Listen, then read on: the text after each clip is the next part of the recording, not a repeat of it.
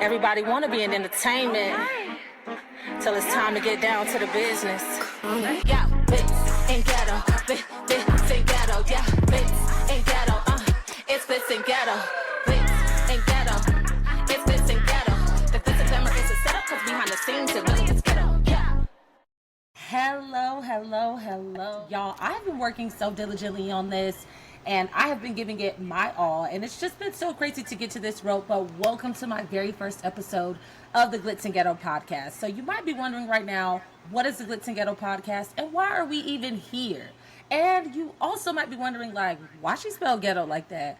Well, Glitz and Ghetto is about the entertainment industry, and it's about how people like to believe that the entertainment industry is glitz and glamour, but baby, let me tell you, it is glitz and ghetto, okay? And we know, because I'm a girl that's a hood baby, that came from the hood, all that sort of good stuff, we know that beautiful things can grow from a ghetto environment. And we know that there's a negative connotation about it, and I'm not going to pretend like the Glitz and Ghetto podcast is not talking about the kind of negative connotations and the things that happen behind the scenes inside of the entertainment industry.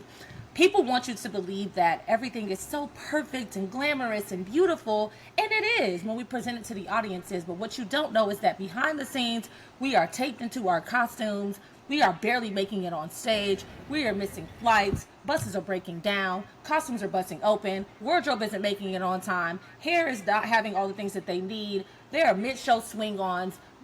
All the things that could possibly happen inside of the industry. It's like Murphy's Law. Anything that can go wrong will go wrong at the worst possible moment, and the entertainment industry is no stranger to that. So before I start talking about the nitty-gritty of the entertainment industry, you might be wondering, who the heck is this woman, and why does she think that she is qualified to tell me about her glitz and ghetto life in the entertainment industry? Well, I'm really so glad that you asked. First of all, I am Naderah Munajj, and I'm just going to tell you a little bit about myself. I grew up in Miami, Florida. Liberty City is my home. And while I'm in this beautiful environment right now, and I'm on the first national tour of the Mrs. Doubtfire tour, life has not always been this beautiful and glamorous for me. Like, the environment is wonderful. And one might think that, girl, you grew up in Miami. Miami is beautiful. Baby, I grew up on the other side of the bridge, okay? Trina lyrics. I grew up on the other side of the bridge where people get unalived, okay? And even though I grew up seeing a whole bunch of crazy things, I knew that the entertainment industry was my way out of the environment that I have been subjected to. Now, this is no shade to my family. This is no shade to my mom whatsoever. I think my family did the very best that they possibly could. But ultimately, I ended up where I am because the arts saved my life. And I thank my mother for providing the environment for me to thrive inside of the arts.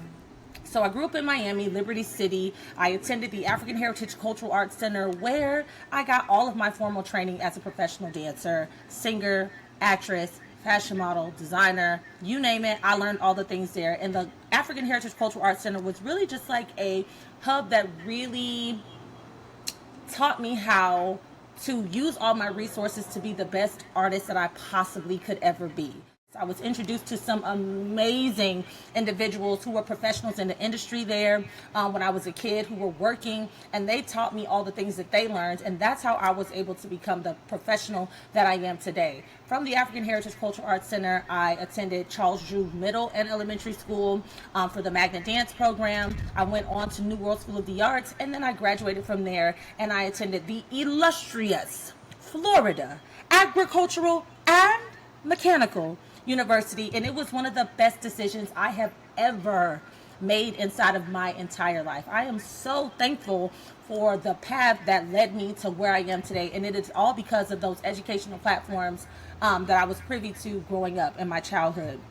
I also don't want to leave out the fact that the divas of the dance industry in Miami, Florida have trained me both starting at the African Heritage Cultural Arts Center and then branched off to maintain their own companies, who is Shannon Haynes of Diva Arts Dance Studio and Tracy Young Byron of formerly known as Addiction Dance Company, but is now YCDT, Young Contemporary Dance Theater. So I'm very, very thankful for those women in my life, and I know that I am who I am because I stand on their shoulders. I have an extensive resume as well. I would like to say that I've done other things outside of my claim to fame, but my really biggest claim to fame is my performance that I did at Coachella with Beyonce. I was a cymbal girl. I was one of 3 solos that was inside of the entire show, and it really changed my life, and it changed the trajectory of my career. I want to thank my family from Drumline Live for providing the opportunity to me, but I also want to thank Florida A&M University for preparing me with the skills necessary to go into the entertainment industry as not just an artist, but as a businesswoman who was able to do other things. I got to that stage at Coachella, and I'll tell you guys that story on a different episode, but know that that is my initial claim to fame that most people know me for, but I've gone on to do some really, really amazing things. My first movie that I participated in was Drumline A New Beat, that was on VH1. I went on to do The Quad on BET, and several other TV shows like Star on Fox, where I was a stepper inside of that, Step Sisters on Netflix. I've worked with Tyler Perry, Lee Daniels, Oprah, did The Color Purple, Medea's Homecoming.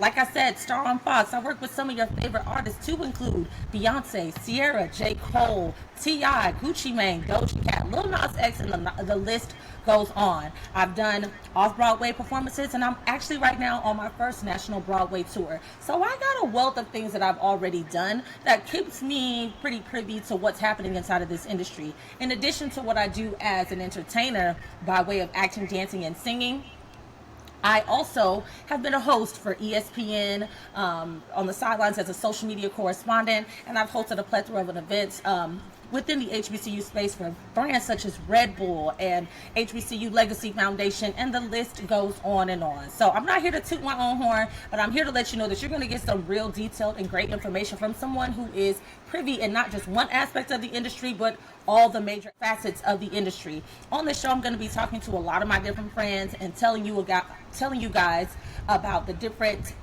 experiences that I've had, that they have had, that have led them to be thought leaders and successful inside of the entertainment industry.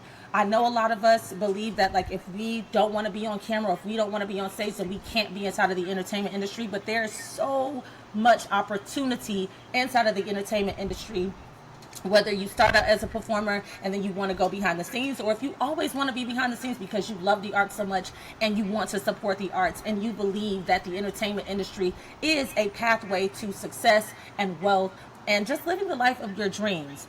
The mission of this podcast is to really educate the next generation of entertainers that are coming up, because to be honest, when I was coming up in the industry, nobody told me anything. I just had to try and figure it out. It was trial and error.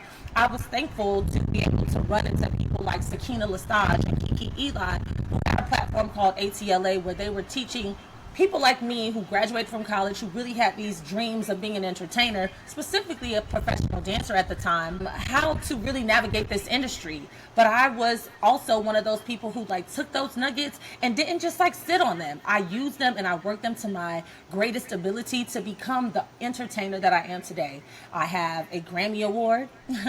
I do believe that I have an Emmy that I've been trying to get access to for my performance inside of the Super Bowl, but that's a different story for a different day. I have helped so many dancers and entertainers get a wealth of money by way of financial services and taxes. And what I want to do is to educate the entertainment community to understand that we don't have to starve. We don't have to succumb to what this identity of a starving artist really is. We can be successful and thrive even if we're not the Beyoncés of the world, because everybody realistically is not going to be Beyonce or Chris Brown or Usher. There's a lot of people behind them who support them and make them as great as they are, to include dancers, producers, directors, lighting and sound engineers, wardrobe, hair, makeup, choreographers, you name it, the list goes on. And I want to bring so many people on this show to show you, the listener, the watcher of this podcast, that you can have a beautiful life